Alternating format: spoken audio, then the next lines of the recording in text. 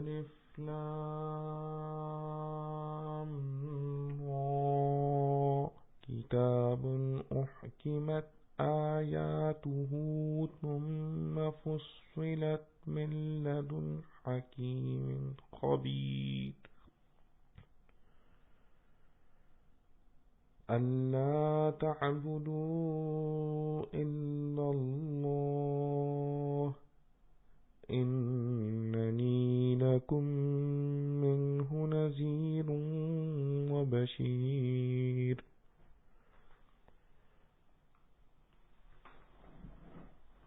وَأَنِ اسْتَغْفِرُوا رَبَّكُمْ ثُمَّ تُوبُوا إِلَيْهِ يُمَتِّعْكُمْ مَتَاعًا حَسَنًا إِلَى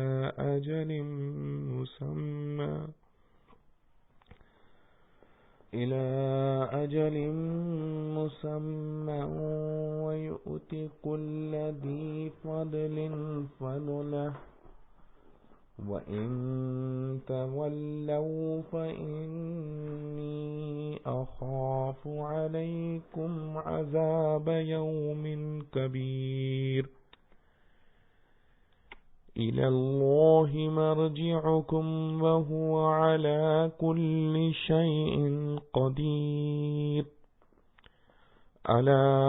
إِنَّهُمْ يَثْنُونَ صُدُورَهُمْ لِيَسْتَخْفُوا مِنْهُ أَلَا حِينَ يَسْتَغْشُونَ ثِيَابَهُمْ يَعْلَمُ مَا يُسِرُّونَ وَمَا يُعْلِنُونَ إِنَّهُ عَلِيمٌ بِذَاتِ الصُّدُورِ۔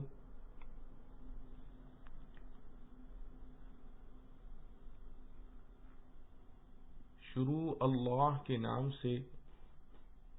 جو بے حد مہربان نہایت رحم والا ہے۔ سورہ ہود مکہ میں نازل ہوئی اور اس کی 123 آیتیں ہیں اور 10 رکوع۔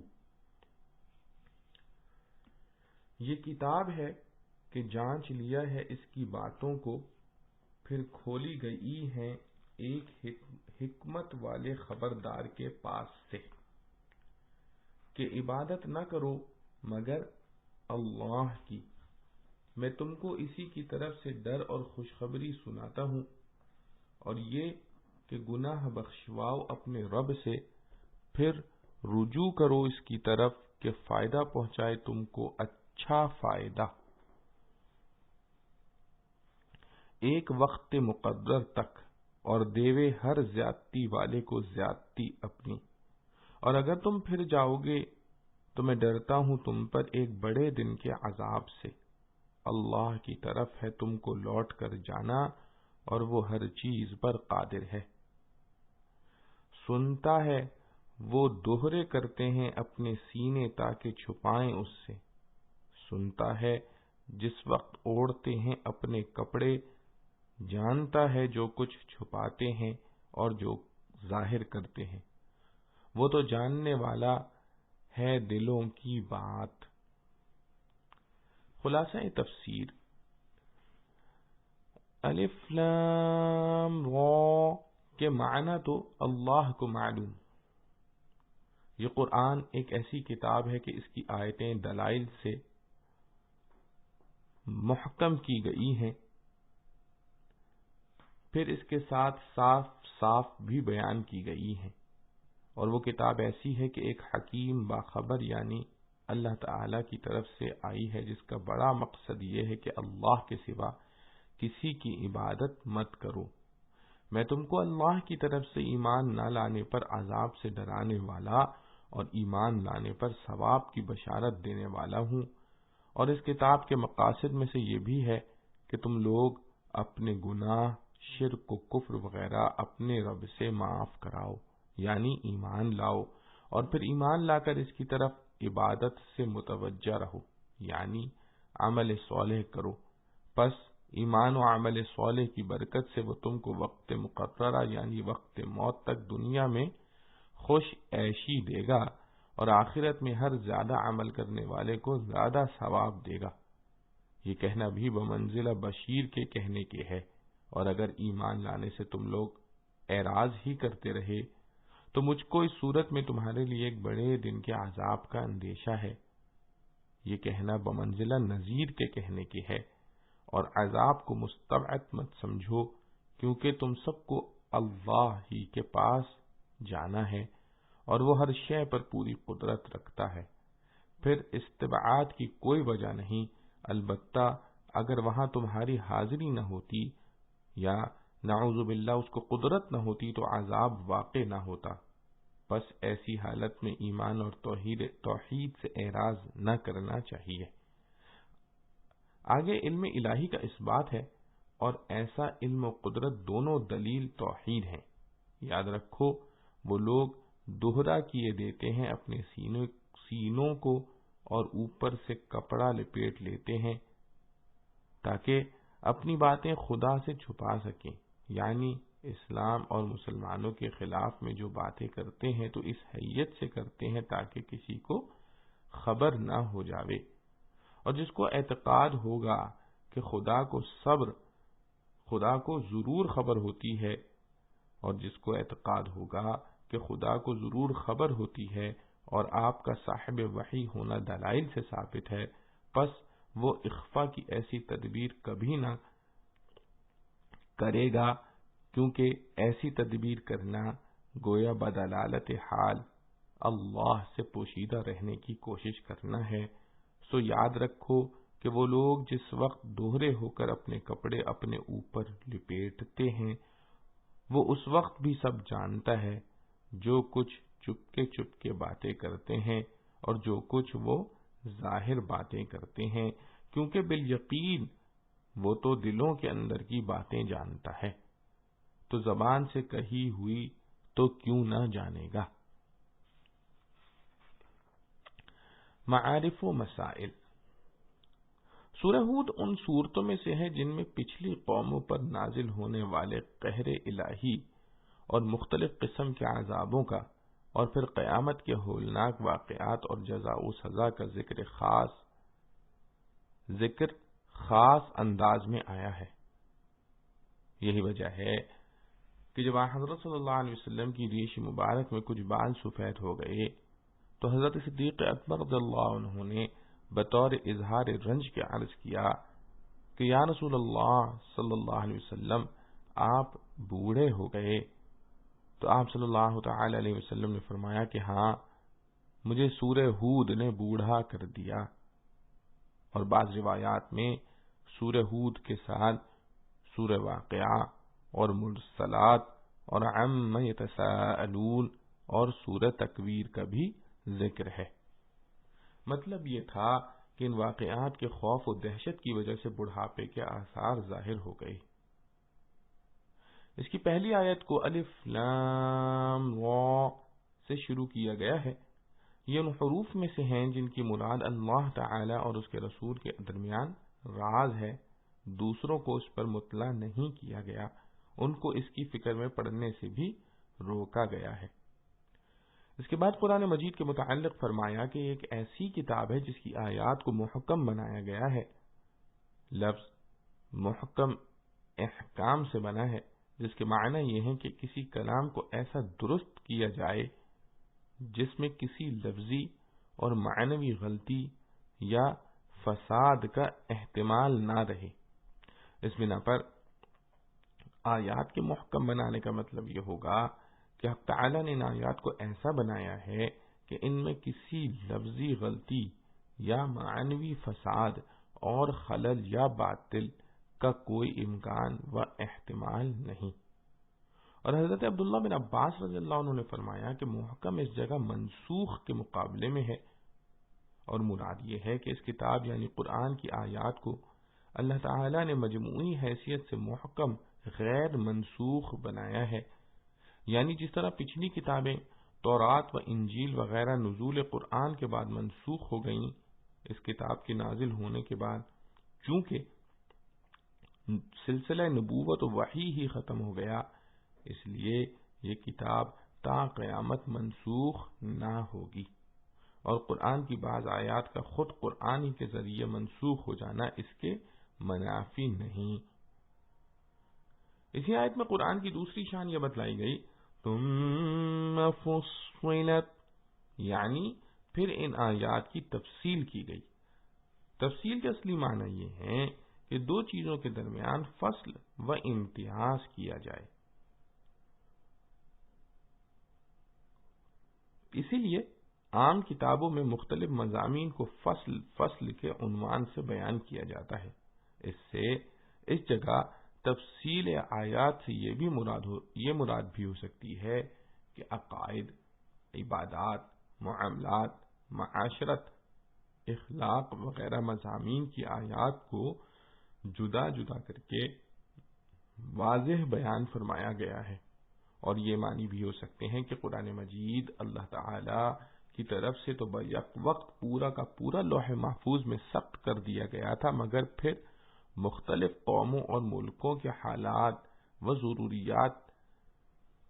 کے تحت بہت سی قسطوں میں تھوڑا تھوڑا نازل فرمایا گیا تاکہ اس کا حفظ بھی آسان ہو اور اس پر بتدریج عمل بھی سہل ہو جائے۔ اس کے بعد فرمایا من لدن حکیم خبیر، یعنی یہ سب آیات ایک ایسی ہستی کی طرف سے آئی ہیں جو حکیم بھی ہے اور باخبر بھی، یعنی جس کے ہر فعل میں اتنی حکمتیں مضمر ہوتی ہیں کہ انسان ان کا احاطہ نہیں کر سکتا، اور وہ کائنات عالم کے ذرے ذرے موجود اور آئندہ سے پوری طرح باخبر ہے۔ ان کے سب حالات موجودہ اور آئندہ کو جانتا ہے، ان سب پر نظر کر کے احکام نازل فرماتا ہے۔ انسانوں کی طرح نہیں کہ وہ کتنے ہی عقل مند، ہوشیار اور تجربے کار ہوں، مگر ان کی عقل و دانش ایک محدود دائرے میں گھری ہوئی اور ان کا تجربہ صرف اپنے گرد و پیش کی پیداوار ہوتا ہے، جو بسا اوقات آئندہ زمانہ اور آئندہ حالات میں ناکام و غلط ثابت ہوتا ہے۔ دوسری آیت میں متذکرہ آیات کا بیان ایک سب سے اہم اور مقدم چیز سے شروع ہوتا ہے، یعنی حق تعالی کی توحید۔ ارشاد ہوتا ہے اللہ تعبدوا الا اللہ، یعنی ان آیات میں جو مضامین بیان کیے گئے ہیں ان میں سب سے اہم اور مقدم یہ ہے کہ ایک اللہ کے سوا کسی کی عبادت اور پرستش نہ کی جائے۔ اس کے بعد ارشاد فرمایا اننی لکم منہ نذیر و بشیر، یعنی ان آیات میں رسول کریم صلی اللہ علیہ وسلم کو یہ حکم فرمایا گیا ہے کہ وہ سارے جہاں کے لوگوں سے کہہ دیں کہ میں اللہ کی طرف سے تم کو ڈرانے والا اور خوشخبری دینے والا ہوں۔ مراد یہ ہے کہ نافرمانی اور اپنی ناجائز خواہشات کا اتباع کرنے والوں کو اللہ کے عذاب سے ڈراتا ہوں، اور اطاعت شعار نیک لوگوں کو آخرت کی نعمتوں اور دونوں عالم کی راحتوں کی خوشخبری دیتا ہوں۔ نذیر کا ترجمہ ڈرانے والے کا کیا جاتا ہے، لیکن یہ لفظ ڈرانے والے، دشمن یا درندے یا دوسرے نقصان پہنچانے والوں کے لیے نہیں بولا جاتا، بلکہ نذیر اس شخص کے لیے بولا جاتا ہے جو کسی اپنے عزیز کو شفقت و محبت کی بنا پر ایسی چیزوں سے ڈرائے اور بچائے جو اس کے لیے دنیا یا آخرت یا دونوں میں مضرت پہنچانے والی ہیں۔ تیسری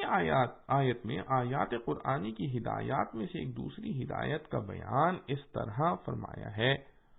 وَأَنِ اسْتَغْفِرُوا رَبَّكُمْ ثُمَّ تُوبُوا إِلَيْهِ،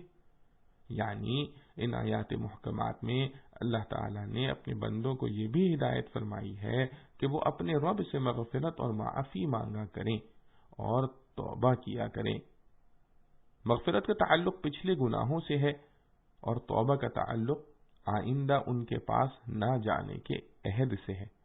اور در حقیقت صحیح توبہ یہی ہے کہ پچھلے گناہوں پر نادم ہو کر اللہ تعالی سے ان کی معافی طلب کرے اور آئندہ ان کے نہ کرنے کا پختہ عزم و ارادہ کرے۔ اس لیے بعض بزرگوں نے فرمایا ہے کہ آئندہ کو گناہ سے بچنے کا پختہ عزم اور اہتمام کیے بغیر محض زبان سے استغفار کرنا کذابین یعنی جھوٹے لوگوں کی توبہ ہے۔ اور ایسے ہی استغفار کے متعلق بھی بعض حضرات نے فرمایا ہے معصیت را خندہ می آید ز استغفار ما، یا یہ کہ ایسی توبہ خود قابل توبہ ہے، ایسی توبہ خود قابل توبہ ہے۔ اس کے بعد صحیح طور پر استغفار و توبہ کرنے والوں کو دنیا و آخرت کی فلاح اور عیش و راحت کی خوشخبری اس طرح دی گئی ہے، یمتعکم متاعا حسنا الی اجل مسمی، یعنی جن لوگوں نے صحیح طور پر اپنے پچھلے گناہوں سے استغفار کیا اور آئندہ ان سے بچنے کا پختہ عزم اور پورا اہتمام کیا، تو صرف یہی نہیں کہ ان کی خطا بخش دی جائے گی بلکہ ان کو اچھی زندگی عطا کی جائے گی، اور ظاہر یہ ہے کہ یہ زندگی عام ہے، دنیا کی زندگی اور آخرت کی دائمی زندگی دونوں کو شامل ہے۔ جیسے ایک دوسری آیت میں ایسے ہی لوگوں کے بارے میں ارشاد ہوا ہے، لَنُحْيِيَنَّهُ حَيَاةً طَيِّبَةً، یعنی ہم ضرور ان کو پاکیزہ زندگی عطا کریں گے۔ اس آیت کے متعلق بھی جمہور مفسرین کی تحقیق یہی ہے کہ دنیا و آخرت کی دونوں زندگیاں اس میں شامل ہیں۔ سورہ نوح میں اس کی تصریح بھی اس طرح آ گئی ہے کہ استغفار کرنے والوں کے متعلق یہ فرمایا ہے، يُرْسِلِ السَّمَاءَ عَلَيْكُمْ مِدْرَارًا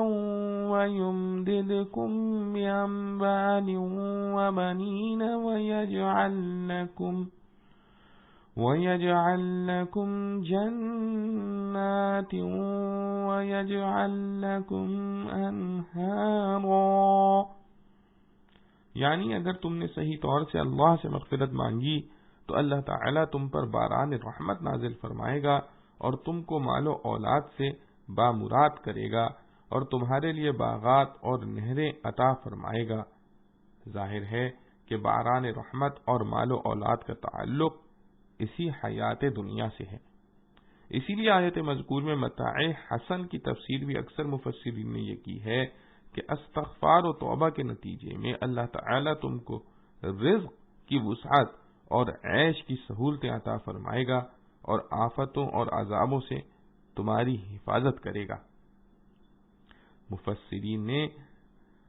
اسی لیے آیت مذکور میں متاع حسن کی تفسیر بھی اکثر مفسرین نے یہ کی ہے کہ استغفار و توبہ کے نتیجے میں اللہ تعالی تم کو رزق کی وسعت اور عیش کی سہولتیں عطا فرمائے گا اور آفتوں اور عذابوں سے تمہاری حفاظت کرے گا۔ اور چونکہ حیات دنیا کا ایک روز ختم ہو جانا لازمی ہے اور اس کی عیش و راحت قانون قدرت کے تحت دائمی نہیں ہو سکتی، اس لیے اِلیٰ اجل مسمی فرما کر ہدایت کر دی کہ دنیا میں پاکیزہ زندگی اور عیش کی سہولتیں ایک خاص میعاد یعنی موت تک حاصل رہیں گی۔ آخرکار موت ان سب چیزوں کا خاتمہ کر دے گی، مگر اس موت کے فوراً بعد ہی دوسرے عالم کی زندگی شروع ہو جائے گی اور اس میں بھی توبہ و استغفار کرنے والوں کے لیے دائمی راحتیں میسر ہوں گی۔ اور حضرت سہل بن عبداللہ نے فرمایا کہ متاع حسن سے مراد یہ ہے کہ انسان کی توجہ مخلوق سے ہٹ کر خالق پر جم جائے، اور بعض بزرگوں نے فرمایا کہ متاع حسن یہ ہے کہ انسان موجود پر قناعت کرے، مفقود کے غم میں نہ پڑے، یعنی دنیا میں جس قدر میسر ہو اس پر مطمئن ہو جائے، جو حاصل نہیں اس کے غم میں نہ پڑے۔ دوسری خوشخبری توبہ و استغفار کرنے والوں کو یہ دی گئی کہ وَيُؤْتِ كُلَّ ذِي فَضْلٍ فَضْلَهُ، اس میں پہلے فضل سے مراد انسان کا عمل صالح اور دوسرے فضل سے فضل خدا بندی یعنی جنت ہے۔ مطلب یہ ہے کہ ہر نیک عمل والے کو اللہ تعالی اپنا فضل یعنی جنت عطا فرماویں گے۔ پہلے جملے میں دنیا و آخرت دونوں میں متاع حسن یعنی اچھی زندگی کا وعدہ فرمایا ہے، اور دوسرے جملے میں جنت کی لازوال نعمتوں کا۔ آخر آیت میں ارشاد فرمایا فَإِن تَوَلَّوْا فَإِنِّي أَخَافُ عَلَيْكُمْ عَذَابَ يَوْمٍ كَبِيرٍ، یعنی اگر اس نصیحت و خیر خواہی سے منہ موڑا اور پچھلے گناہوں کے عذاب میں اور پچھلے گناہوں سے استغفار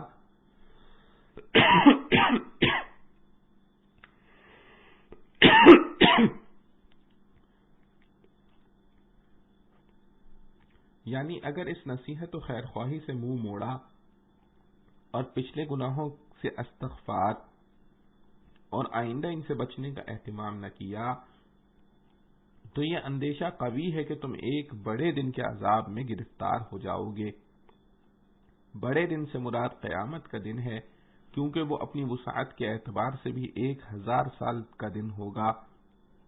اور اس میں پیش آنے والے حالات و واقعات کے اعتبار سے بھی وہ سب سے بڑا دن ہوگا۔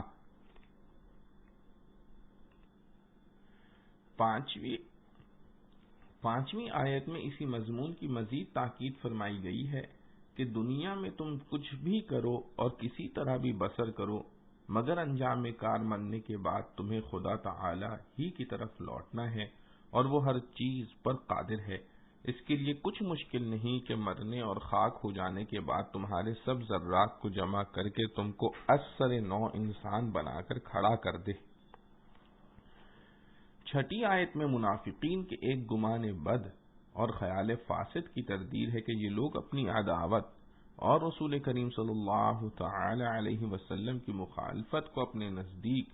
خوب چھپانے کی کوشش کرتے ہیں۔ ان کے سینوں میں جو حسد و بغض کی آگ بھری ہوئی ہے، اس پر ہر طرح کے پردے ڈالتے ہیں اور یہ خیال کرتے ہیں کہ اس طرح ہمارا اصل حال کسی کو معلوم نہ ہوگا،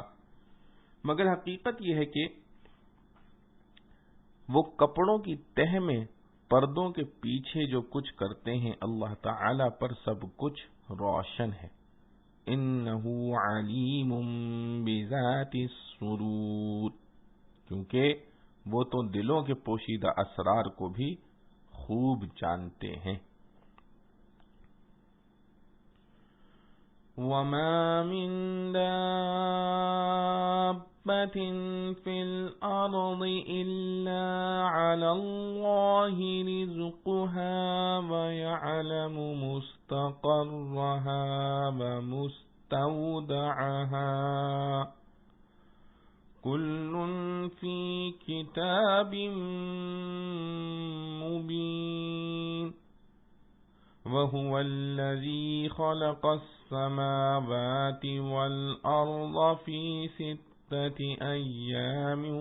وكان عرشه على الماء ليبلوكم أيكم أحسن عملا وَلَئِن قُلْتَ إِنَّكُمْ مَبْعُوثُونَ مِنْ بَعْدِ الْمَوْتِ لَيَقُولَنَّ الَّذِينَ كَفَرُوا إِنْ هَذَا إِلَّا سِحْرٌ مُبِينٌ وَلَئِنْ أَخَّرْنَا عَنْهُمُ الْعَذَابَ إِلَى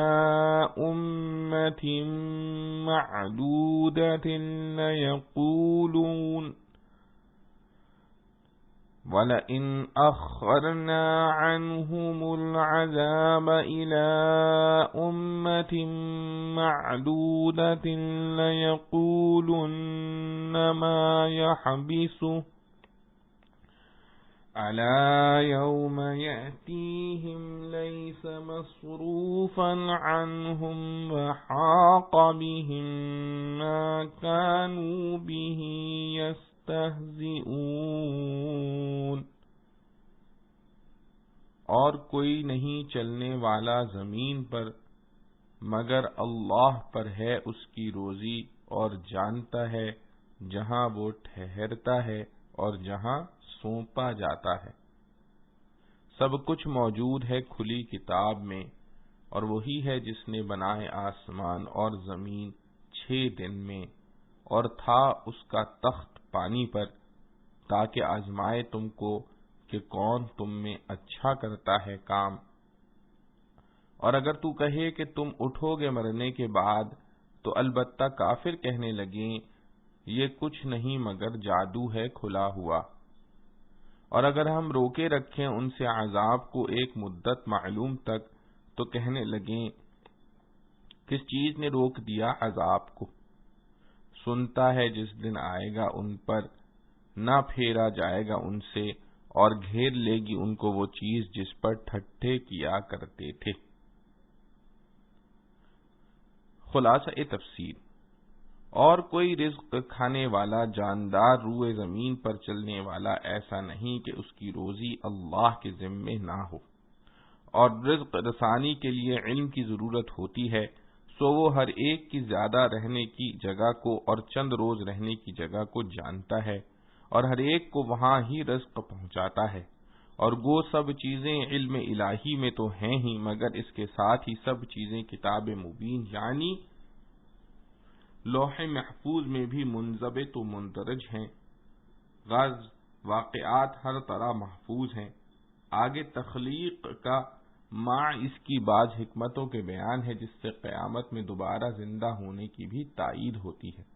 کیونکہ ابتدائی تخلیق دلیل ہے اس پر کہ وہ دوبارہ بھی پیدا کر سکتا ہے، اور وہ اللہ ایسا ہے کہ سب آسمان اور زمین کو 6 دن کی مقدار میں پیدا کیا۔ اس وقت اس کا عرش پانی پر تھا کہ یہ دونوں چیزیں پہلے سے پیدا ہو چکی تھیں، اور یہ پیدا کرنا اس لیے ہے تاکہ تم کو آزماوے کہ دیکھیں تم میں اچھا عمل کرنے والا کون ہے۔ مطلب یہ ہے کہ زمین و آسمان کو پیدا کیا، تمہارے حوائج و منافع اس میں پیدا کیے تاکہ تم ان کو دیکھ کر توحید پر استدلال کرو اور ان سے منتفع ہو کر منعم کا شکر اور خدمت کہ عبارت ہے عمل صالح سے بجا لاؤ۔ سو بعض نے ایسا کیا، بعض نے نہ کیا، اور اگر آپ لوگوں سے کہتے ہیں کہ یقیناً تم لوگ مرنے کے بعد قیامت کے روز دوبارہ زندہ کیے جاؤ گے، تو ان میں جو لوگ کافر ہیں وہ قرآن کی نسبت کہتے ہیں کہ یہ تو نرا صاف جادو ہے۔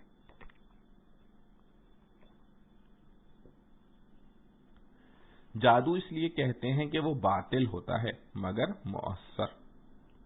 اسی طرح قرآن کو نعوذ باللہ باطل سمجھتے ہیں، لیکن اس کے مضامین کا مؤثر ہونا بھی مشاہدہ کرتے تھے۔ اس مجموعے پر یہ حکم کیا، نعوذ باللہ من، مقصود اس سے آخرت کا انکار تھا۔ آگے ان کے منشاء انکار کا جواب ارشاد ہے،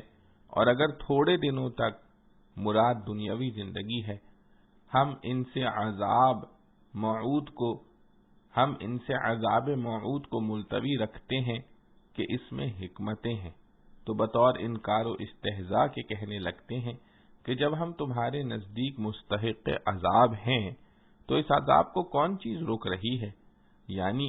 اگر عذاب کوئی چیز ہوتی تو اب تک ہو چکتا، جب نہیں ہوا تو معلوم ہوا کہ کچھ بھی نہیں۔ حق تعالی جل شانہ جواب دیتے ہیں کہ یاد رکھو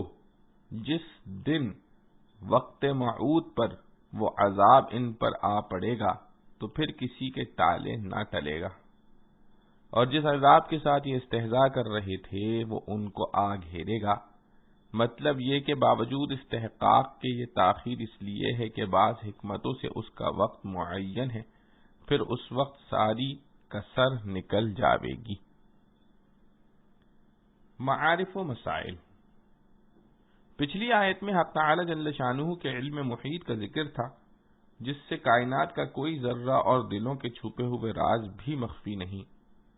آیات مذکورہ میں سے پہلی آیت میں اس کی مناسبت سے انسان پر ایک عظیم الشان احسان کا ذکر کیا گیا ہے، وہ یہ کہ اس کے رزق کی کفالت حق تعالی نے خود اپنے ذمے لے لی ہے، اور نہ صرف انسان کی بلکہ زمین پر چلنے والے ہر جاندار کی۔ وہ جہاں کہیں رہتا ہے یا چلا جاتا ہے اس کی روزی اس کے پاس پہنچتی ہے۔ تو کفار کے یہ ارادے کہ اپنے کسی کام کو اللہ تعالی سے چھپا لیں، جہالت اور بے وقوفی کے سوا کچھ نہیں۔ پھر اس کے عموم میں جنگل کے تمام درندے اور پرندے اور حشرات الارض، دریا اور خشکی کے تمام جانور داخل ہیں۔ اس عموم کی تاکید کے لیے لفظ من کا اضافہ کر کے وَمَا مِن دَابَّةٍ فرمایا ہے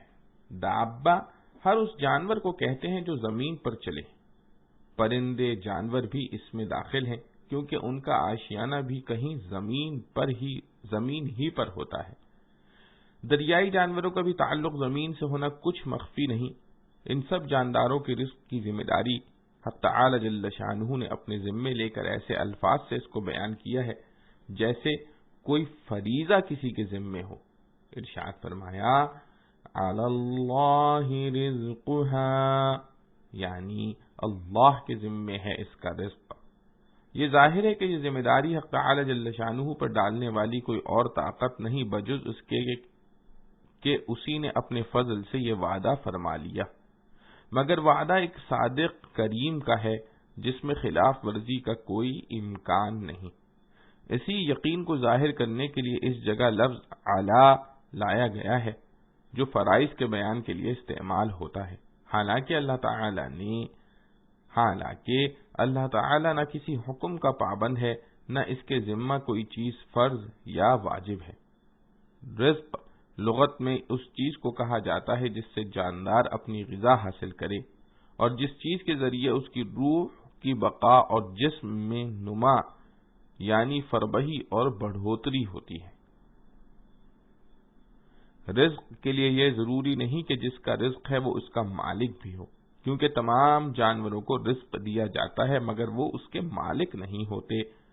ان میں مالکیت کی صلاحیت ہی نہیں۔ اسی طرح چھوٹے بچے اپنے رزق کے مالک نہیں ہوتے مگر رزق ان کو ملتا ہے۔ رزق کے اس عام معنی کے اعتبار سے علماء نے فرمایا کہ رزق حلال بھی ہو سکتا ہے، حرام بھی، کیونکہ جو شخص کسی دوسرے کا مال ناجائز طور پر لے کر کھا لے تو یہ مال غذا تو اس شخص کی بن گیا مگر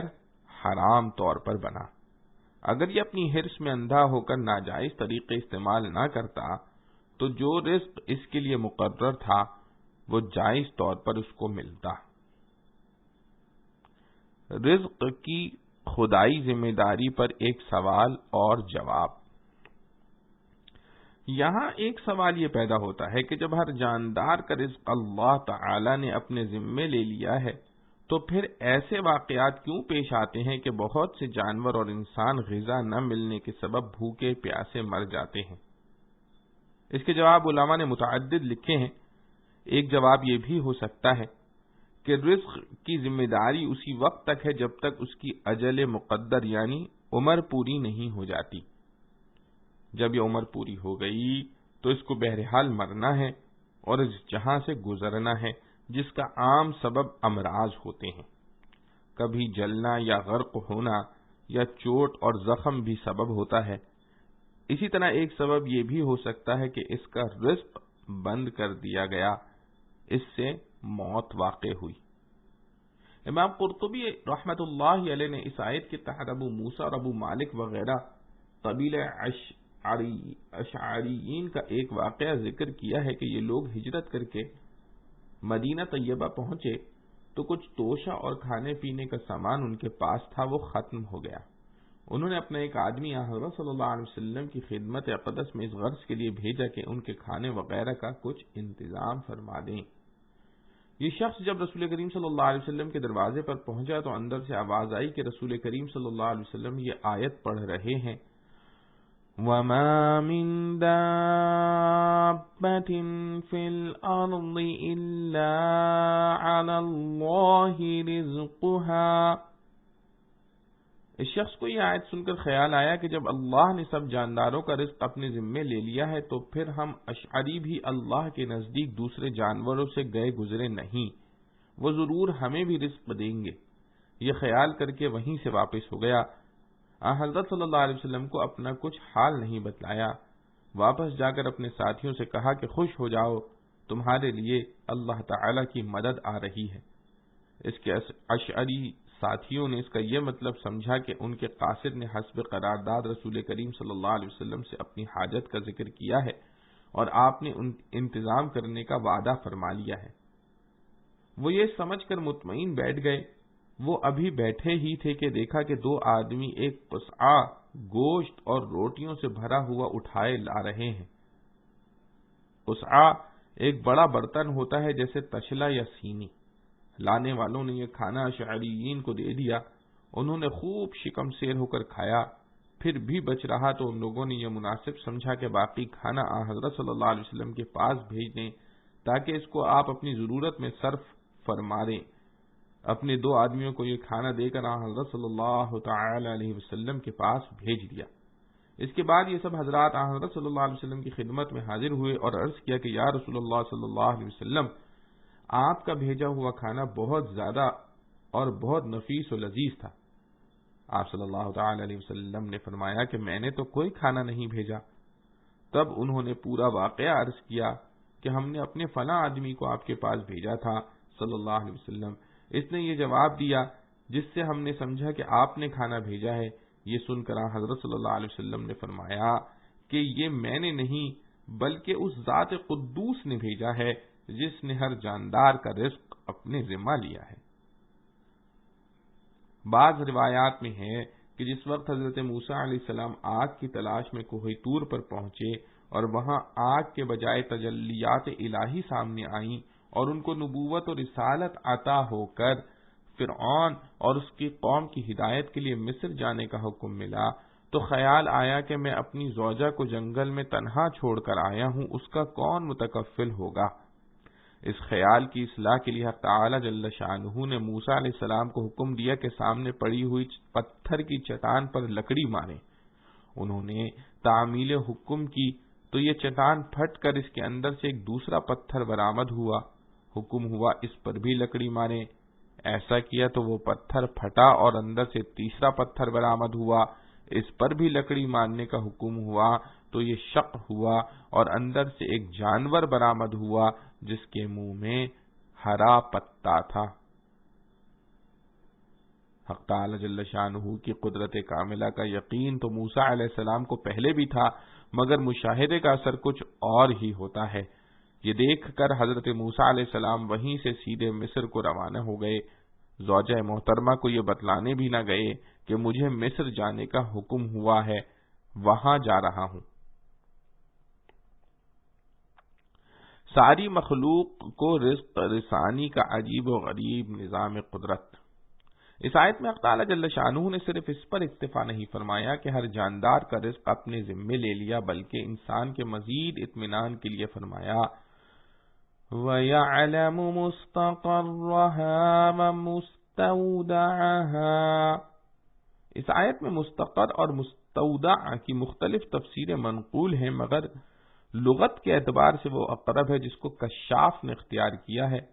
کہ مستقر اس جگہ کو کہا جاتا ہے جہاں کوئی شخص مستقل طور پر جائے، قیام یا وطن بنا لے، اور مستودع اس جگہ کو جہاں عارضی طور پر کسی ضرورت کے لیے ٹھہرے۔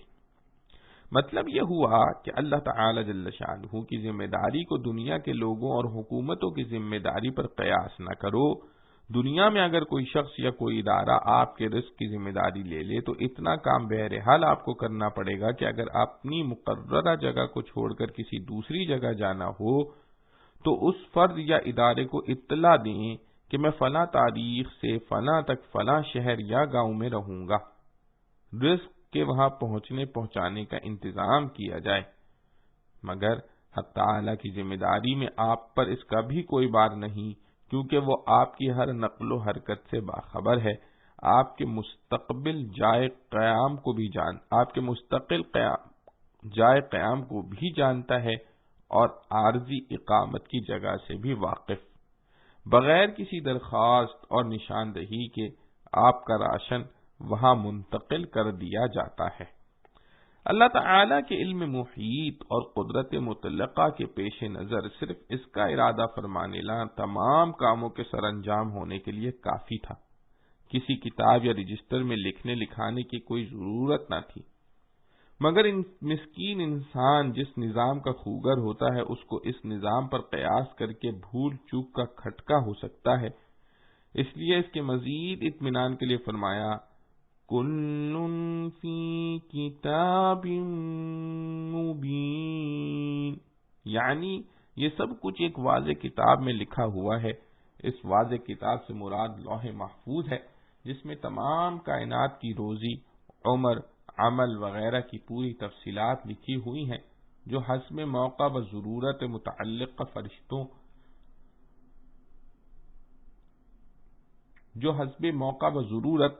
متعلقہ فرشتوں کے سپرد کر دی جاتی ہیں۔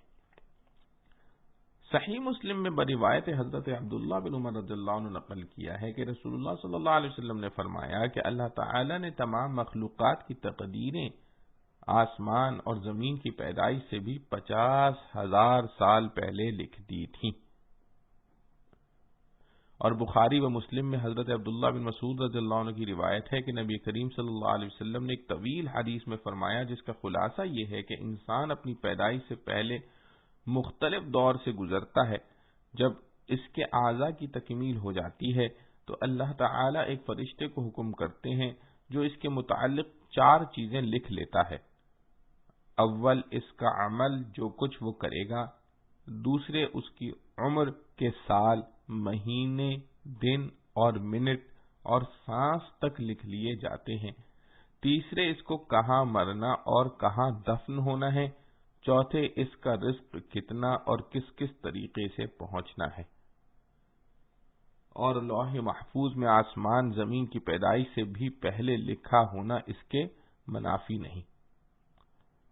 دوسری آیت میں حق تعالی جل شانہ کے علم محیط اور قدرت قاہرہ کا ایک اور مظہر ذکر کیا گیا ہے کہ اس نے تمام آسمانوں اور زمین کو 6 دن میں پیدا فرمایا، اور ان چیزوں کے پیدا کرنے سے پہلے عرش رحمان پانی پر تھا۔ اس سے معلوم ہوا کہ آسمان و زمین کے پیدائش سے پہلے پانی پیدا کیا گیا ہے، اور آسمان و زمین کو 6 دن میں پیدا کرنے کی تفصیل سورہ حامیم سجدہ کی آیت 10-11 میں اس طرح آئی ہے کہ 2 دن میں زمین بنائی گئی، 2 دن میں زمین کے پہاڑ، دریا، درخت اور جانداروں کی غذا و بقا کا سامان کیا گیا، 2 دن میں 7 آسمان بنائے گئے۔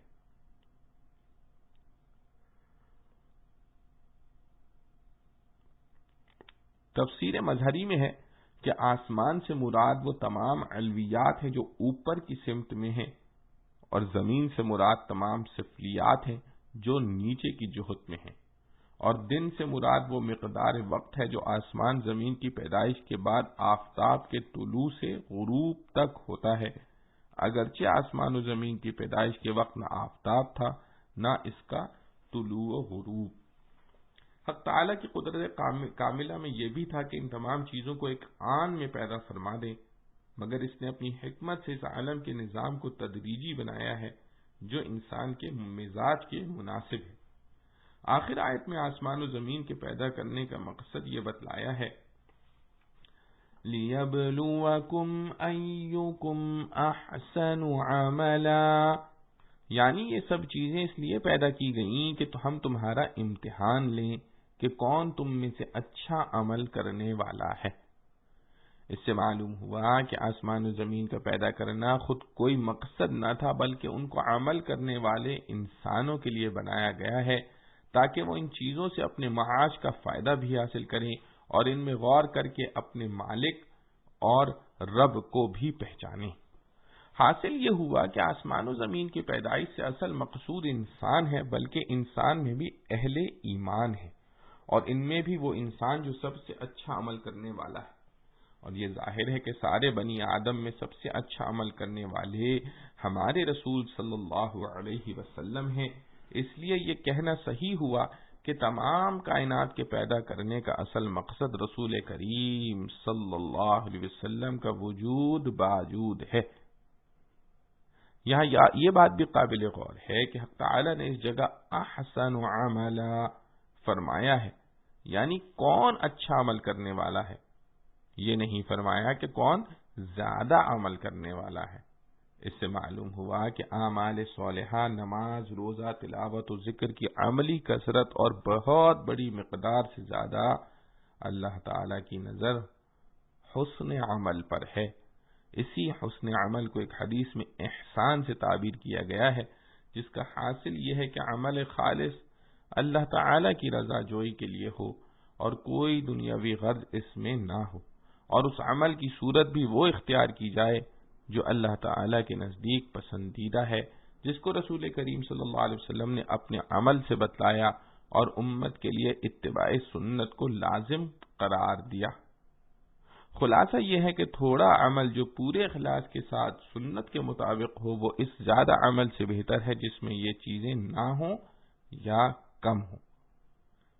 7ویں آیت میں منکرین قیامت و آخرت کا حال بیان ہوا ہے کہ یہ لوگ جو بات ان کی سمجھ میں نہ آئے اس کو جادو کہہ کر ٹال دینا چاہتے ہیں۔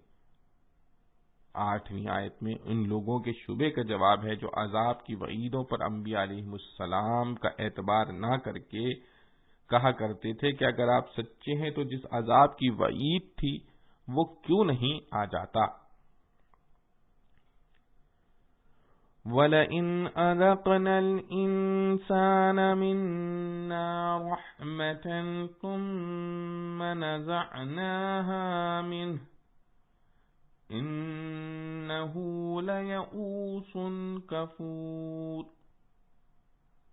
وَلَئِنْ أَذَقْنَاهُ نَعْمَاءَ بَعْدَ ضَرَّاءَ مَسَّتْهُ لَيَقُولَنَّ ذَهَبَ السَّيِّئَاتُ عَنِّي إِنَّهُ لَفَرِحٌ فَخُورٌ إِلَّا الَّذِينَ صَبَرُوا وَعَمِلُوا الصَّالِحَاتِ أُولَئِكَ لَهُم مَّغْفِرَةٌ وَأَجْرٌ كَبِيرٌ فَلَعَلَّكَ تَارِكٌ بَعْضَ مَا يُوحَىٰ إِلَيْكَ وَضَائِقٌ بِهِ صَدْرُكَ أَن يَقُولُوا لَوْلَا أُنزِلَ عَلَيْهِ كَنزٌ أَوْ جَاءَ مَعَهُ مَلَكٌ إِنَّمَا أَنتَ نَذِيرٌ وَاللَّهُ عَلَى كُلِّ شَيْءٍ وَكِيلٌ أَمْ يَقُولُونَ افْتَرَاهُ قُلْ فَأْتُوا بِعَشْرِ سُوَرٍ مِثْلِهِ مُفْتَرِيَاتٍ وَادْعُوا مَنِ اسْتَطَعْتُم مِّن دُونِ اللَّهِ إِن كُنتُمْ صَادِقِينَ فَإِن لَّمْ يَسْتَجِيبُوا لَكُمْ فَاعْلَمُوا أَنَّمَا أُنزِلَ بِعِلْمِ اللَّهِ وَأَن لَّا إِلَٰهَ إِلَّا هُوَ فَهَلْ أَنتُم مُّسْلِمُونَ۔ اور اگر ہم چکھا دیں آدمی کو اپنی طرف سے رحمت پھر وہ چھین لیں اس سے تو وہ نہ امید نہ شکر ہوتا ہے، اور اگر ہم چکھا دیں اس کو آرام بعد تکلیف کے جو پہنچی تھی اس کو تو بول اٹھے دور ہوئیں برائیاں مجھ سے، وہ تو اترانے والا شیخی خورا ہے۔ مگر جو لوگ صابر ہیں اور کرتے ہیں نیکیاں ان کے واسطے بخشش ہے اور ثواب بڑا۔ سو کہیں تو چھوڑ بیٹھے گا کچھ چیز اس میں سے جو وہی آئی تیری طرف، اور تنگ ہوگا اس سے تیرا جی اس بات پر کہ وہ کہتے ہیں کیوں نہ اترا اس پر خزانہ یا کیوں نہ آیا اس کے ساتھ فرشتہ۔ تو ڈرانے والا ہے اور اللہ ہے ہر چیز کا ذمہ دار۔ کیا کہتے ہیں کہ بنا لایا ہے تو قرآن کو، کہہ دے تم بھی لے آؤ ایک، یا تم بھی لے آؤ ایک 10 صورتیں ایسی بنا کر اور بلا لو جس کو بلا سکو اللہ کے سوا اگر ہو تم سچے۔ پھر اگر نہ پورا کریں تمہارا کہنا تو جان لو کہ قرآن تو اترا ہے اللہ کی وحی سے، اور یہ کہہ کہ کوئی حاکم نہیں اس کے سوا، پھر اب تم حکم مانتے ہو۔ خلاصہ تفسیر، اور اگر ہم انسان کو اپنی مہربانی کا مزہ چکا کر اس سے چھین لیتے ہیں تو وہ نا امید اور نا شکرا ہو جاتا ہے، اور اگر اس کو کسی تکلیف کے بعد جو کہ اس پر واقع ہوئی ہو کسی نعمت کا مزہ چکھا دیں تو ایسا اتراتا ہے کہ کہنے لگتا ہے کہ میرا سب دکھ درد رخصت ہوا، اب کبھی نہ ہوگا۔ پس وہ اترانے لگتا ہے، شیخی بگارنے لگتا ہے۔ مگر جو لوگ مستقل مزاج ہیں اور نیک کام کرتے ہیں، مراد اس سے مومنین ہیں کہ ان میں کم و بیش یہ خصال ہوتی ہیں، سو وہ ایسے نہیں ہوتے بلکہ زوال نعمت کے وقت صبر سے کام لیتے ہیں اور عطائے نعمت کے وقت شکر و طاعت بجا لاتے ہیں۔ پس ایسے لوگوں کے لیے بڑی مغفرت اور بڑا اجر ہے۔ خلاصہ یہ ہے کہ بجز مومنین کے اکثر آدمی ایسے ہی ہیں کہ ذرا سی دیر میں نڈر ہو جاویں، ذرا سی دیر میں نا امید ہو جاویں، اس لیے یہ لوگ تاخیر عذاب کے سبب بے خوف اور منکر ہو گئے۔ یہ لوگ جو انکار و استہزاء سے پیش آتے ہیں، سو شاید آپ تنگ ہو کر ان احکام میں سے جو کہ آپ کے پاس وحی کے ذریعے بھیجے جاتے ہیں، بعض کو یعنی تبلیغ کو چھوڑ دینا چاہتے ہیں۔ یعنی کیا ایسا ممکن ہے کہ آپ تبلیغ ترک کر دیں؟ سو ظاہر ہے کہ ایسا ارادہ تو آپ کر نہیں سکتے، مگر تنگ ہونے سے کیا فائدہ؟ اور آپ کا دل اس بات سے تنگ ہوتا ہے کہ وہ کہتے ہیں کہ اگر یہ نبی ہیں تو ان پر کوئی خزانہ کیوں نہیں نازل ہوا، یا ان کے ہمراہ کوئی فرشتہ جو ہم سے بھی بولتا چالتا کیوں نہیں آیا، یعنی ایسے معجزات کیوں نہیں دیے گئے؟ سو ایسی باتوں سے آپ تنگ نہ ہو جائیے، کیونکہ آپ تو ان کفار کے اعتبار سے صرف ڈرانے والے ہیں، یعنی پیغمبر ہیں، جس کے لیے دراصل کسی بھی معجزے کی ضرورت نہیں، اور پورا اختیار رکھنے والا ہر شے پر تو صرف اللہ ہی ہے، آپ نہیں ہیں۔ جب یہ بات ہے تو ان معجزات کا ظاہر کرنا آپ کے اختیار سے باہر ہے، پھر اس کی فکر اور اس کی فکر سے تنگی کیوں ہو؟ اور چونکہ پیغمبر کے لیے مطلق معجزے کی ضرورت ہے اور آپ کا بڑا معجزہ قرآن ہے، تو اس کو نہ ماننے کی کیا وجہ؟ کیا اس کی نسبت یوں کہتے ہیں کہ نعوذ باللہ آپ نے اس کو اپنی طرف سے خود بنا لیا ہے؟ آپ جواب میں فرما دیجئے کہ اگر یہ میرا بنایا ہوا ہے تو اچھا تم بھی اس جیسی 10 صورتیں جو تمہاری بنائی ہوئی ہوں لے آؤ،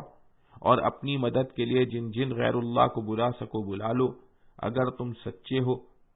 پھر یہ کفار اگر تم لوگوں کا یعنی پیغمبر صلی اللہ علیہ وسلم اور مومنین کا یہ کہنا کہ اس کی مثل بنا لاؤ نہ کر سکیں، تو تم ان سے کہہ دو کہ اب تو یقین کر لو کہ یہ قرآن اللہ تعالی ہی کے علم اور قدرت سے اترا ہے،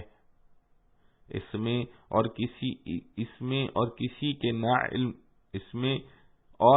کے نہ علم کا دخل ہے اور نہ قدرت کا۔ اور یہ بھی یقین کر لو کہ اللہ تعالی کے سوا کوئی اور معبود نہیں، کیونکہ معبود خدائی کی صفات میں کامل ہوتا ہے۔ پھر اگر اور کوئی ہوتا تو اس کو قدرت بھی پوری ہوتی، اور اس قدرت سے وہ تم لوگوں کی مدد کرتا کہ تم اس کی مثل لے آتے، کیونکہ موقع تحقیق دین کا اس کو مقتضا تھا۔ اس کے مثل بنانے سے ان کے عاجز ہونے سے رسالت اور توحید دونوں ثابت ہو گئے۔ جب دونوں ثابت ہو گئے تو اب بھی مسلمان ہوتے ہو یا نہیں؟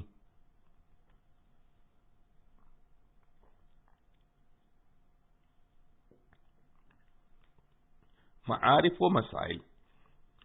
آیات مذکورہ میں رسول کریم صلی اللہ علیہ وسلم کی رسالت کی تصدیق اور اس میں شبہات نکالنے والوں کا جواب مذکور ہے، اور اس کے شروع یعنی پہلی 3 آیتوں میں انسان کی ایک طبعی عادت قبیحہ کا ذکر اور مسلمانوں کو اس سے بچنے کی ہدایت ہے۔ پہلی 2 آیتوں میں فطری طور پر انسان کا غیر مستقل مزاج، جلدی پسند ہونا اور موجودہ حالت میں کھپ کر ماضی و مستقبل کو بھلا دینا بیان فرمایا ہے۔ ارشاد باری تعالیٰ ہے کہ اگر ہم انسان کو کوئی حالت میں نعمت چکھاتے ہیں اور پھر اس سے واپس لے لیتے ہیں تو وہ بڑا ہمت ہار، نہ امید اور نہ شکرہ بن جاتا ہے۔ اگر اس کو کسی تکلیف کے بعد جو اس کو پیش آئی ہو کسی نعمت کا مزہ چکھا دیں تو کہنے لگتا ہے کہ میرا سب دکھ درد رخصت ہوا، اور وہ اترانے اور شیخی بھگانے لگتا ہے۔ مطلب یہ ہے کہ انسان فطرتاً عاجل پسند اور موجودہ حالت کو سب کچھ سمجھنے کا عادی ہوتا ہے۔ اگلے پچھلے حالات و واقعات میں غور و فکر اور ان کو یاد رکھنے کا خوگر نہیں ہوتا۔ اسی لیے نعمت کے بعد تکلیف آ جائے تو رحمت سے نا امید ہو کر ناشکری کرنے لگتا ہے، یہ خیال نہیں کرتا کہ جس ذات حق نے پہلے نعمت دی تھی وہ پھر بھی دے سکتا ہے۔ اسی طرح اگر اس کو تکلیف و مصیبت کے بعد کوئی راحت و نعمت مل جائے تو بجائے اس کے کہ پچھلی حالت میں غور کر کے اللہ تعالی کی طرف رجوع ہوتا، اس کا شکر کرتا، اور زیادہ اکڑنے اترانے لگتا ہے اور پچھلی حالت کو بھول کر یوں سمجھنے لگتا ہے کہ یہ نعمت تو میرا حق ہے، مجھے ملنا ہی چاہیے اور میں ہمیشہ اسی طرح رہوں گا۔ غافل یہ خیال نہیں کرتا کہ جس طرح پہلی حالت باقی نہیں رہی، یہ بھی ہو سکتا ہے کہ یہ نعمت و راحت کی حالت بھی باقی نہ رہے۔ انسان کی موجود پرستی اور ماضی اور مستقبل کو بھول جانے کا یہ عالم ہے کہ ایک صاحب اقتدار کے خاک و خون پر دوسرا شخص اپنے اقتدار کی بنیاد استوار کرتا ہے اور کبھی نیچے کی طرف نظر نہیں کرتا کہ اس سے پہلا صاحب اقتدار بھی اسی طرح رہا کرتا تھا اور اس کے انجام سے بے خبر ہو کر نشہ اقتدار کے مزے لیتا ہے۔ اسی موجود پرستی اور حال مستی کی اصلاح کے لیے اللہ سبحانہ و تعالی کی کتابیں اور رسول آتے ہیں جو انسان کو ماضی کے عبرتناک واقعات یاد دلا کر مستقبل کی فکر سامنے کر دیتے ہیں اور یہ سبق سکھاتے ہیں کہ کائنات کے بدلتے ہوئے حالات و تغیرات میں غور کرو کہ کون سی طاقت ان کے پردے میں کام کر رہی ہے۔ بقول حضرت شیخ الہند رحمۃ اللہ علیہ، انقلابات جہاں واعظ رب ہیں دیکھو، ہر تغیر سے صدا آتی ہے ففہم۔ انقلابات جہاں واعظ رب ہیں دیکھو، ہر تغیر سے صدا آتی ہے ففہم۔ مومن کامل بلکہ انسان کامل وہی ہے جو ہر تغیر و انقلاب اور ہر رنج و راحت میں دست قدرت کی مستور طاقت کا مشاہدہ کرے، آنی فانی راحت و رنج اور اس کے صرف مادی اسباب پر دل نہ لگائے۔ عقل مند کا کام یہ ہے کہ اسباب سے زیادہ مسبب الاسباب کی طرف نظر کرے، اسی سے اپنا رشتہ مضبوط باندھے۔ تیسری آیت میں ایسے ہی کامل انسانوں کو عام انسانی فطرت سے مستثنی اور ممتاز کرنے کے لیے فرمایا ہے إِلَّا الَّذِينَ صَبَرُوا وَعَمِلُوا الصَّالِحَاتِ، یعنی اس عام انسانی کمزوری سے وہ لوگ مستثنی ہیں جن میں دو صفتیں پائی جائیں، ایک صبر، دوسرے عمل صالح۔ لفظ صبر عربی زبان میں اردو محاورے سے بہت عام معنی میں استعمال ہوتا ہے اور اصلی معنی لفظ صبر کے باندھنے اور روکنے کے۔ قرآن و سنت کی اصطلاح میں نفس کو اس کی ناجائز خواہشات سے روکنے کا نام صبر ہے، اس لیے مفہوم صبر میں تمام گناہوں اور خلاف شرع کاموں سے پرہیز آ گیا اور عمل صالح میں تمام فرائض و واجبات اور سنن و مستحبات آ گئے۔ معنی یہ ہو گئے کہ اس عام انسانی کمزوری سے وہ لوگ بچے رہیں گے جو اللہ تعالیٰ پر ایمان اور حساب قیامت کے خوف کی وجہ سے ہر ایسی چیز سے پرہیز کرتے رہیں جو اللہ و رسول کو ناپسند ہے، اور ہر ایسے عمل کی طرف دوڑیں جن سے اللہ تعالیٰ اور اس کے رسول صلی اللہ علیہ وسلم خوش ہوں۔ اسی آیت کے آخر میں ان کامل انسانوں کا صلہ اور جزا بھی یہ بتلائی گئی ہے کہ اولئک لہم مغفرۃ واجر کبیر، یعنی ایسے لوگوں کے لیے اللہ تعالیٰ کا وعدہ ہے کہ ان کی خطائیں بخش دی جائیں گی اور ان کے نیک عمل کا بہت بڑا بدلہ ان کو ملے گا۔ اس جگہ یہ بات بھی قابل غور ہے کہ دنیا کی نعمت اور کلفت دونوں کے بارے میں قرآن کریم نے اذقنا یعنی چکھانے کا لفظ استعمال کر کے اس کی طرف بھی اشارہ کر دیا کہ اصل نعمت اور کلفت آخرت کی ہے۔ دنیا میں نہ راحت مکمل ہے نہ کلفت، بلکہ چکھنے اور نمونے کے درجے میں ہے تاکہ انسان کو آخرت کی نعمتوں اور تکلیفوں کا کچھ اندازہ ہو سکے۔ اس لیے بھی دنیا کی نہ راحت کچھ زیادہ خوش ہونے کی چیز ہے، نہ مصیبت کچھ زیادہ غم کرنے کی۔ اگر غور کرو تو آج کل کی اصطلاح میں یہ ساری دنیا آخرت کا شو روم ہے، جس میں راحت و کلفت کے صرف نمونے رکھے ہیں۔ چوتھی آیت ایک خاص واقعے میں نازل ہوئی ہے۔ واقعہ یہ تھا کہ مشرکین مکہ نے حضرت صلی اللہ علیہ وسلم کے سامنے مختلف قسم کی فرمائشیں پیش کی۔ ایک یہ کہ اس قرآن میں ہمارے بتوں کو برا کہا گیا ہے، اس لیے ہم اس پر ایمان نہیں لا سکتے، اس لیے یا تو آپ کوئی دوسرا قرآن لائیں یا اس میں بدل کر ترمیم کر دیں۔ ائت بقرآن غیر ھذا او بدل۔ دوسرے یہ کہ ہم آپ کے رسول ہونے پر جب یقین کریں کہ یا تو دنیا کے بادشاہوں کی طرح آپ پر کوئی خزانہ نازل ہو جائے جس سے سب کو بخشش کریں، یا پھر کوئی فرشتہ آسمان سے آ جائے وہ آپ کے ساتھ یہ تصدیق کرتا پھرے کہ بے شک یہ اللہ کے رسول ہیں۔ رسول کریم صلی اللہ علیہ وسلم ان کی لغو و بیہودہ فرمائشوں سے دل تنگ ہوئے، کیونکہ رحمت للعالمین سے یہ بھی ممکن نہ تھا کہ ان کو ان کے حال پر چھوڑ دیں، ان کے ایمان لانے کی فکر کو دل سے نکال دیں، اور نہ یہ ممکن تھا کہ ان کی بیہودہ فرمائشوں کو پورا کریں، کیونکہ اول تو یہ فرمائشیں نیری بے عقلی پر مبنی ہیں، بت اور بت پرستی، اور دوسری بری چیزوں کو برا نہ کہا جائے تو ہدایت کیسے ہو؟ اور خزانے کا نبوت کے ساتھ کیا جوڑ؟ ان لوگوں نے نبوت کو بادشاہت پر قیاس کر لیا۔ اسی طرح اللہ تعالیٰ کا یہ دستور نہیں کہ ایسی حالت پیدا کر دیں کہ لوگ ایمان لانے پر مادی طور سے مجبور ہو جائیں، ورنہ سارا جہاں اس کے قبضہ قدرت میں ہے، کسی کی کیا مجال تھی کہ اللہ تعالیٰ کی مرضی کے خلاف کوئی عقیدہ یا عمل رکھ سکتا؟ مگر اس نے اپنی حکمت بالغہ سے اس دنیا کو دار الامتحان بنایا ہے۔ یہاں کسی نیکی پر عمل یا بدی سے پرہیز پر مادی اسباب کے ذریعے کسی کو مجبور نہیں کیا جاتا، البتہ آسمانی کتابوں اور رسولوں کے ذریعے نیک و بد اور اچھے برے کا امتیاز اور ان کے نتائج بتلا کر نیکی پر عمل اور بدی سے پرہیز پر آمادہ کیا جاتا ہے۔ اگر رسول کے ساتھ معجزانہ طور پر کوئی فرشتہ اس کے قول کی تصدیق کے لیے مامور ہوتا، اور جب کوئی نہ مانتا تو اسی وقت اس کو نقد عذاب کا سامنا ہوتا، تو یہ ایمان پر مجبور کرنے کی ایک صورت ہوتی، نہ اس میں ایمان بالغیب رہتا جو ایمان کی اصل روح ہے، اور نہ انسان کا اپنا کوئی اختیار رہتا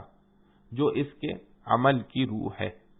اور علاوہ اس کے کہ ان کی فرمائشیں لغو اور بیہودہ تھیں، حضرت صلی اللہ علیہ وسلم سے اس طرح کی فرمائشیں کرنا خود اس کی دلیل تھی کہ یہ لوگ رسول و نبی کی حقیقت کو نہیں پہچانتے، رسول اور خدا میں کوئی فرق نہیں کرتے، رسول کو خدا تعالی کی طرح قادر مطلق سمجھتے ہیں، اسی لیے اس سے ایسے کاموں کی فرمائش کرتے ہیں جو اللہ تعالی کے سوا کوئی نہیں کر سکتا۔ غرض رسول کریم صلی اللہ علیہ وسلم ان کی ایسی فرمائشوں سے سخت دلگیر اور دل تنگ ہو گئے، تو آپ صلی اللہ علیہ وسلم کی تسلی اور ان کے خیالات کی اصلاح کے لیے یہ آیات نازل ہوئی، جس میں پہلے حضرت صلی اللہ علیہ وسلم کو خطاب کر کے فرمایا گیا کہ کیا آپ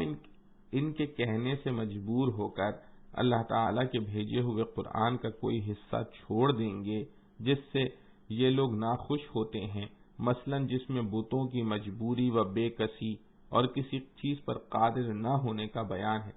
اور کیا آپ ان کی ایسی فرمائشوں سے دل تنگ ہو جائیں گے؟ یہاں لفظ لعلک سے اس مضمون کو تعبیر کرنے کا یہ مطلب نہیں کہ فی الواقع آپ کے بارے میں ایسا گمان ہو سکتا تھا، بلکہ مقصود آپ کا ان چیزوں سے بری ہونا بیان کرنا ہے کہ آپ نہ قرآن کا کوئی حصہ ان کی رعایت سے چھوڑ سکتے ہیں، اور نہ آپ کو ان کی فرمائشوں سے دل تنگی ہونی چاہیے، کیونکہ آپ تو اللہ کی طرف سے نذیر یعنی ڈرانے والے بنا کر بھیجے گئے ہیں، اور سب کاموں کو سر انجام دینا تو اللہ ہی کی قدرت میں ہے۔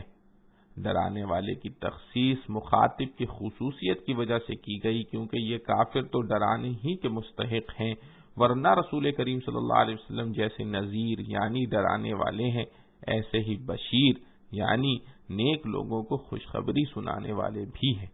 اس کے علاوہ نذیر در حقیقت اس ڈرانے والے کو کہتے ہیں جو شفقت و محبت کی بنا پر خراب اور مضر چیزوں سے ڈرائے، اس لیے نذیر کے مفہوم میں بشیر کا مفہوم بھی ایک حیثیت سے شامل ہے۔ آیات مذکورہ میں مشرکین کی طرف سے خاص قسم کے معجزات کا مطالبہ تھا۔ اگلی آیتوں میں ان کو اس بات سے آگاہ کیا گیا ہے کہ حضرت صلی اللہ علیہ وسلم کا معجزہ قرآن ایک ایسا معجزہ تمہارے سامنے آ چکا ہے جس کے معجزہ ہونے کا تم بھی انکار نہیں کر سکتے۔ تو اگر یہ معجزات کا مطالبہ نیک نیتی سے رسول کی سچی حقانیت کو معلوم کرنے کے لیے ہے تو وہ پورا ہو چکا، اگر محض اناد کے لیے ہے تو اگر تمہارے مطلوبہ معجزات بھی دکھلا دیے جائیں تو اہل اناد سے کیا توقع ہے کہ ان کو دیکھ کر بھی وہ اسلام قبول کریں گے۔ بہرحال قرآن کریم کا واضح معجزہ ہونا ناقابل انکار ہے۔ اس پر مشرکین و کفار کی طرف سے جو غلط شبہات پیدا کیے گئے ان کی تردید اگلی دو آیتوں میں اس طرح کی گئی ہے کہ یہ لوگ یوں کہتے ہیں کہ قرآن کو خود حضرت صلی اللہ علیہ وسلم نے بنا لیا ہے، اللہ کا کلام نہیں۔ اس کے جواب میں فرمایا کہ اگر تمہارا ایسا ہی خیال ہے کہ محمد صلی اللہ علیہ وسلم ایسا قرآن خود بنا سکتے ہیں تو تم بھی اس جیسی صرف 10 صورتیں ہی بنا کر دکھلا دو، اور یہ بھی ضروری نہیں کہ یہ 10 صورتیں کوئی ایک ہی آدمی بنائے بلکہ دنیا جہاں کے لوگ سب مل کر بھی بنا لائیں، اور جب وہ 10 صورتیں بنانے سے بھی عاجز ہوں تو آپ فرما دیجئے کہ اب تو حقیقت واضح ہو گئی، کیونکہ اگر یہ قرآن کسی انسان کا کلام ہوتا تو دوسرے انسان بھی اس جیسا کلام بنا سکتے، اور سب کا عاجز ہونا اس کی قوی دلیل ہے کہ یہ قرآن اللہ ہی کے علم سے نازل ہوا ہے جس میں کسی ادنا کمی بیشی کی گنجائش نہیں، اور انسانی طاقت سے برتر ہے۔ قرآن کریم نے اس جگہ 10 صورتیں مقابلے میں بنا کر لانے کا ارشاد فرمایا ہے، اور دوسری ایک آیت میں یہ بھی ذکر فرمایا ہے کہ ایک ہی صورت اس جیسی بنا لاؤ۔ وجہ یہ ہے کہ پہلے 10 صورتیں بنانے کا حکم دیا گیا، جب وہ اس سے عاجز ہو گئے تو پھر ان کے عاجز ہونے کو اور زیادہ واضح کرنے کے لیے سورہ بقرہ کی آیت میں فرمایا کہ اگر تم قرآن کو کسی انسان کا کلام سمجھتے ہو تو تم بھی زیادہ نہیں صرف ایک ہی صورت اس جیسی بنا لاؤ۔ مگر وہ قرآن کریم کے اس تحدی اور ان کے لیے انتہائی آسانی کر دینے کے باوجود کچھ نہ کر سکے، تو قرآن کریم کا معجزہ ہونا اور بلا شبہ اللہ کا کلام ہونا ثابت ہو گیا۔ اسی لیے آخر میں فرمایا فَهَلْ أَنْتُمْ مُسْلِمُونَ، یعنی کیا تم اب بھی مسلمان اور اطاعت گزار بنو گے یا اسی خواب غفلت میں رہو گے؟ اللہ جل جلالہ وعم نوالہ سے دعا ہے کہ جو کچھ پڑھا سنا گیا ہمیں اس پر عمل کرنے کی توفیق نصیب فرمائے اور سمجھ نصیب فرمائے۔ وآخر دعوانا الحمد للہ رب العالمین۔ سبحان ربک رب العزت عما یصفون وسلام علی المرسلین والحمد للہ رب العالمین۔